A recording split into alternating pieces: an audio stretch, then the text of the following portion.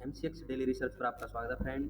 इस वीडियो में Nifty bank Nifty Sensex की वीकली टारगेट के साथ चर्चा करेंगे। आवरली कैंडल ली गई है सभी की सभी, जैसा हर बार हम रखते चले आ रहे हैं। यहाँ से जो तेजी बनी थी फ्रेंड, उसका पहला टारगेट था 23,500।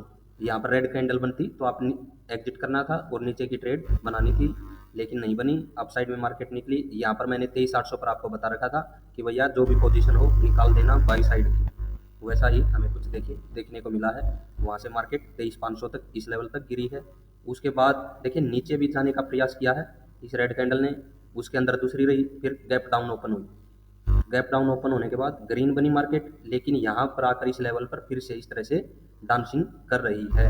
तो सिचुएशन क्या बन रही है मंडे से? मंडे को तो देखिए मार्केट बंद रहेगी, तो ट्यूसडे को ओपन होगी। सिचुएशन क्या रहेगी निफ्टी के लिए?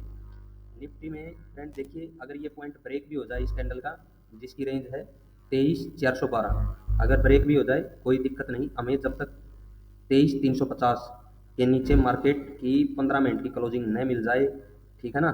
सेल साइड के बारे में ज़्यादा सोचेंगे नहीं। मार्केट के सेल साइड में जाने के चांसेस हैं, मैं ये नहीं बोल रहा हूँ कि नहीं है, ठीक है, लेकिन फिर भी आप ये मान के चलिएगा 23,350 के लेवल को ब्रेक होने का इंतजार करें फ्रेंड। 15 मिनट की क्लोजिंग के साथ 23,350 का वेट करें निफ्टी 50 में, ठीक है।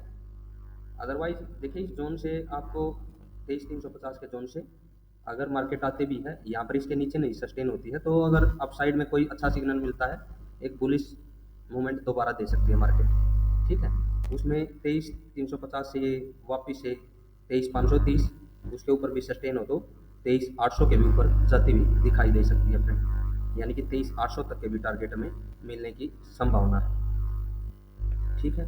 गैप डाउन की सिचुएशन की बात हो गई, कहाँ पर हमें देखना है कि लेवल कंटिन्यू डाउन बना रहेगा या रिवर्सल मिल सकता है। अभी गैप अप की बात कर लेते हैं, क्या गैप अप भी हो सकता है? जिस प्रकार से ये तेजी हमें देखने को मिल रही है फ्रेंड, और मार्केट में देखिए 2 अप्रैल तक सिचुएशन ये है कि हमें तेजी देखने को मिले। और 2 अप्रैल को भी न्यूज़ की अगर मैं बात करूँ, न्यूज़ तो अभी जो मार्केट के, ये देखिए कोविड के बाद जो खराब रिजल्ट आए हैं मार्केट के, उसकी वजह से यूएस का डाउन है, ठीक है, उसमें पहले ही गिरावट हो चुकी है। और जो ये यूएस का इनकमिंग टैरिफ का है, इसकी वजह से थोड़ी सी देखिए फियर तो है मार्केट में, न्यूज़ में हमें देखने को मिल रहा है फियर तो है। अनसर्टेनिटी देखिए बार बार न्यूज़ में हमें दिखाई दे रही है कि है मार्केट में एक न्यूज़ की वजह से कोई सिचुएशन। न्यूज़ भी देखिए फ्रेंड, लेकिन अगर जब तक अपसाइड का लेवल ब्रेक ना हो, मार्केट अगर निफ्टी की जाना चाहे तो कहाँ तक जा सकती है? डाटा को देख लेते हैं। एफआईआई डीआईके को देखिए, सेलिंग करके गए हैं, एफआईआई सेलिंग करके गए हैं, और डीआई ने उनके अगेंस्ट देखिए बाइंग की है। 4,352 के अगेंस्ट में 7,646 की बाइंग की है, यानी कि एक सपोर्ट भी है। गैप डाउन जैसा मैंने बताया फ्रेंड, अगर मिलता है नेगेटिव न्यूज़ की वजह से, तो उसमें आपको किस चीज़ को देखना है? 23,350 को, ठीक है ना। इस लेवल का ध्यान रखेंगे 23,350 के, जो मैंने अभी आपको बताया था। नीचे 15 मिनट की क्लोजिंग का वेट करें फ्रेंड, अदरवाइज देखिए रिवर्सल मिल सकता है, जिसमें पहला टारगेट आपको 23,530 और सेकंड टारगेट आपको रहेगा 23,800, ठीक है ना। हो सकता है मार्केट 23,800 के भी ऊपर निकल जाए, और 23,800 के ऊपर ये 24,200 की तरफ जाने का प्रयास करेगी निफ्टी 50। 24,200 की तरफ जाने का प्रयास करेगी निफ्टी 50, ठीक है ना। अगर यहाँ पर ये इस मंथ के ऊपर निकल कर चलती है, गैप अप भी हो जाए सीधा, उस सिचुएशन में क्या रहेगा फ्रेंड?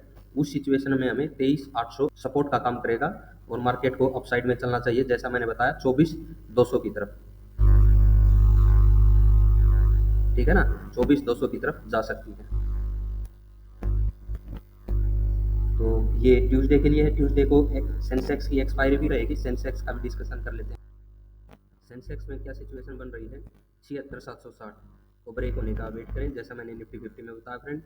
अदरवाइज आपको यहाँ से एक रिवर्सल मिल सकता है अप साइड में। मार्केट के डाउन साइड पोजीशन दिख रही है, अगर ये लेवल ब्रेक होता है, 15 मिनट की क्लोजिंग नीचे की साइड में मिलती है, तो जो ये अप साइड में आपको दिखाई दे रही है ना रेंज 77,650 की रेंज, ये रेजिस्टेंस का काम करने वाली है, और मार्केट गिरने वाली है इसी जोन की तरफ वापस 74,960 की तरफ, ठीक है। अगर ऐसा ही मैंने निफ्टी 50 में भी बताया फ्रेंड, देखिए वहाँ पर भी आपको बता देता हूँ, अगर गिरावट होगी तो फिर देखिए निफ्टी 50 के लिए भी सेम चीज़ है। अगर 350 के नीचे 23,350 के नीचे 15 मिनट की क्लोजिंग मिल जाती है हमें, तो फिर ये जो रेंज है ना 23,530 रेजिस्टेंस का काम करेगी, और मार्केट हमें नीचे गिरती हुई दिखाई दे सकती है जो कि 22,670 की तरफ रह सकती है। ठीक है ना, यहाँ पर तक के हमें टारगेट दिखाई दे रहे हैं सेल साइड में दोबारा। अगर ये इसके नीचे क्लोजिंग देती है तो की बात हो रही है फ्रेंड। और अब साइड में देखिए यहाँ तक दोबारा आ भी सकती है 23,530 के लेवल तक। तो 23,500 का लेवल फिर बिग वाली का जोन रहेगा। बैंक निफ्टी ने देखिए फ्रेंड जो टारगेट यहाँ से बाइंग बनी थी, ठीक है, उसके ऊपर ये लेवल भी ब्रेक हुआ, यहाँ से फिर से बाइंग बनी, यहाँ तक पहुंची। इसके ऊपर भी मैंने पिछले वीक में आपको बताया था कि भैया देखिए ये लेवल था, मैं मार्क करके आपको दिखा देता हूँ 50, ये क्लोजिंग थी हमारी 50,600 के समथिंग। ठीक है ना, इसके ऊपर मैंने बताया था 50,850, 50,850 को ब्रेक करेगा तो ये 52,000 के ऊपर 52,200 की तरफ भी जाने का प्रयास बैंक निफ्टी कर सकती है। ठीक है, तो मार्केट देखिए 50,850 के करीब ही ओपन होती है और ओपनिंग के साथ अब साइड की तरफ चलती है। जैसा जो टारगेट दिए गए थे लगभग वो अचीव करवाती है बैंक निफ्टी की। उसके बाद देखिए इन्हीं लेवल तक गिरावट देने का काम भी करती है। अभी सिचुएशन क्या है बैंक निफ्टी में, अगर इस लेवल को बैंक निफ्टी में यहाँ पर मैं बताऊँ फ्रेंड, लगभग ये रेंज ही रहेगी फिर से 50,600 की रेंज। इसके नीचे 15 मिनट की क्लोजिंग मिलती है 50,600 के नीचे, तो बड़ी गिरावट की तरफ जा सकते हैं। अदरवाइज देखिए इस जोन की तरफ तो बैंक निफ्टी गिर सकती है, लेकिन यहाँ पर अगर इसके ऊपर रहती है तो दोबारा संभल कर अप साइड में जा सकती है 53,000 की तरफ।